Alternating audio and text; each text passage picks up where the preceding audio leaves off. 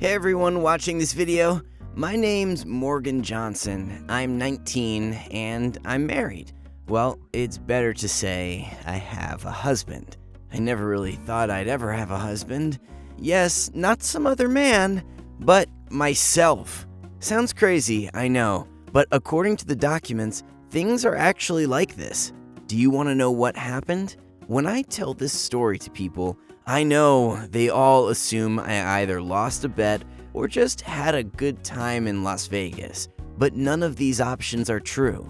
Now I will tell you how it really happened. Just watch the video till the end. To start with, I've never been a social media fan. Facebook, Twitter, Instagram, Snapchat, just not my thing. I got used to personal communication. So every time I just shrugged when friends asked me to drop a link to my account. When I was at school, I did not need to have a Facebook page. On the contrary, teachers totally forbade us to be distracted by social media while studying. But when I entered the university, I faced the fact that many issues are quickly resolved via social media and messengers. For example, my group discussed training plans, practice sessions, and plans for an evening or the weekend. Tired of hearing from my friends that me, at my 17, act like a grandpa and exists outside the world of the social media, I decided to start exploring this space. And I started with creating a Facebook page. It wasn't difficult and it didn't take long.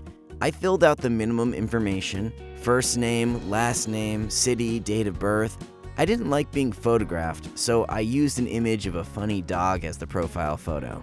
The next day, I boasted to my classmates that now I am in the social media club, and I was waiting for their friend requests. But only 2 people wanted to be my online friends. It was kind of a shame, you know? But a couple of days later, all my friends told me I was ignoring their requests, saying, why then did I start social media after all? But I showed them my account and the lack of any activity from friends. The story was too trivial. There were several thousand Facebook users with the name Morgan Johnson, all of them about my age. Well, my first and last name aren't so rare anyway. But the most unfortunate thing was a girl who was not only my absolute namesake, but also lived in the same city as me. And we were born on the same day. What a coincidence. And of course, this coincidence reminded me of itself more than once. Friends of this Morgan threw applications to me. Some persistent guys did it even more than once. Of course, I always refused when I realized I didn't know the person sending me a friend request. Sometimes I even had to tell them they got the wrong address and I wasn't the Morgan they were looking for. Once I was curious and went to explore this girl's page. It's funny that instead of her photo, she also used an image of a cute puppy. It is not surprising our friends were confused. I'd be confused myself. After one of the parties, I had so much fun that I decided to text her and meet her. Well, once we got to know each other, we could always send our lost friends to the right destination. I texted her, hey, and we even talked from the evening until the morning. It turned out that Morgan had been meaning to meet me for a long time, but she didn't know where to start. We texted almost every day. Together, we trolled our friends, discussed our favorite places in the city, some mutual mates, movies, and music. After a couple of months, I decided it would be nice to see her in person. We got along great, and I realized I liked Morgan as a girlfriend, not just as a pen pal. Our first date, which was a true date, took place at an amusement park. I realized our feelings were mutual and immediately suggested to her that we date, and she agreed. Of course, every time we met our friends, they threw totally stupid and banal jokes. The fact that we were absolute namesakes incredibly amused everyone. Me and Morgan thought it was just our fate. 6 months later, we decided to live together because we didn't want to part for a minute. A year later, when we were traveling together around the country, I proposed to Morgan. I knew we were still young, but I was sure I wanted to spend the rest of my life with this girl. Morgan felt the same way, so she accepted my offer and we started preparing for the wedding. Our friends joked that Morgan wouldn't even have to change her last name. We already share it.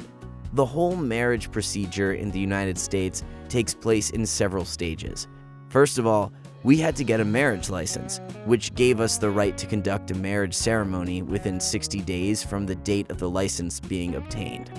I don't like all this paperwork, but that was the rule. Me and Morgan went to the local county registrar's office to fill out a marriage license application together. But Morgan had an exam that day, and we were in a hurry, so we quickly filled out the forms and hurried to the university. Fortunately, the questions there were elementary: first name, last name, date, and place of birth. We even joked that we didn't have to fill out 2 different forms. Our data still matched. Morgan took a very responsible and thorough approach to prepare for the wedding. She took care of everything. She chose the church, ordered flowers and jewelry, messed with dresses for bridesmaids, wrote an oath, and made me do it too. She had dreamed of this day all her life, so she wanted everything to be perfect. Who would have thought that one small detail would ruin everything? It was an exciting day from the very morning. Church, restaurant, lots of relatives. I arrived at the place of the ceremony in advance to settle some small details, to provide a license to the official who would conduct the ceremony.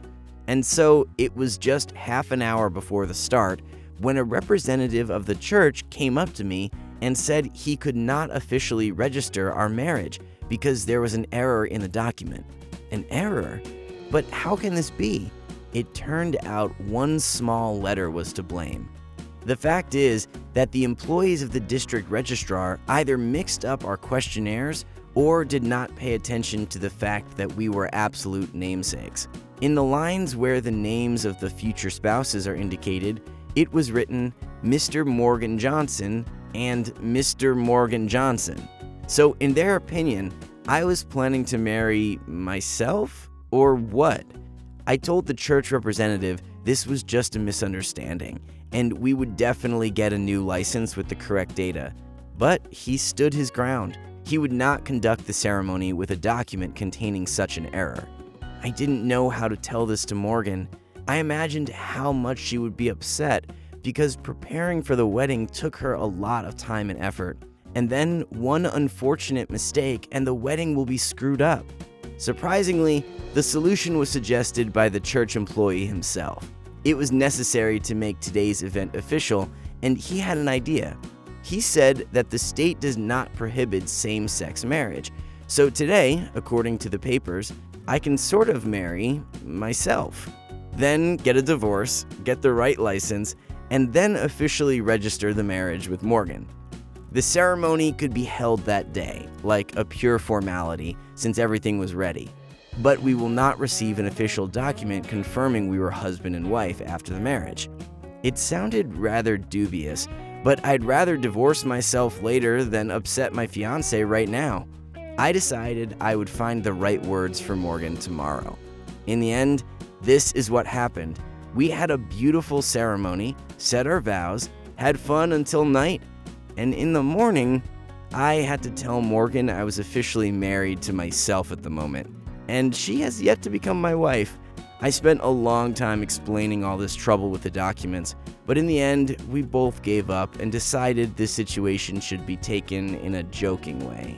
You know, now we got something to tell our future kids, or even grandchildren. The next day, I filed for divorce for myself. I hope that this procedure will not take much time, and very soon I would become the official husband of she, Morgan Johnson. But now we will double check all the questionnaires several times. Now tell me, have you ever had such funny things happen with documents? Or did some small detail ever threaten to disrupt your important event? Share your stories in the comments below this video. I hope you all liked my story and enjoyed it. Click the like button and subscribe to the channel not to miss new stories. Also click the bell button to always stay tuned. That's it for today, folks. Bye, and be careful with your documents.